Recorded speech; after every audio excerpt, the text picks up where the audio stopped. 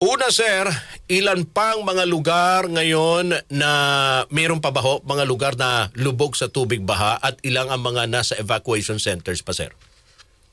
As of this morning, meron pa pong mga ilan-ilang lugar na bahain kasi meron tayong umabot na 177 areas na flooded, no? Mhm.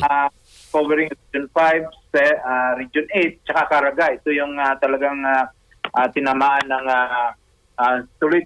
tuloy-tuloy na pag-ulan.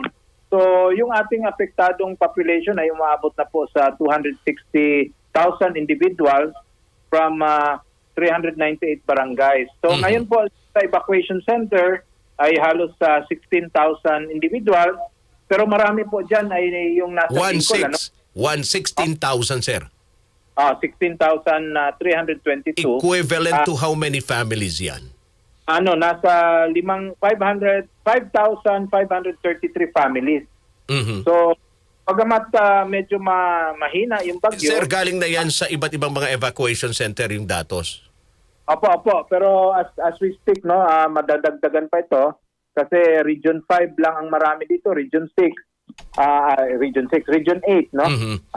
But ito nga, ang binabantayan natin, Rod, talaga itong Bicol area, lalo na yung sa Albay dahil yung sa pag-alboroto ng Mayon.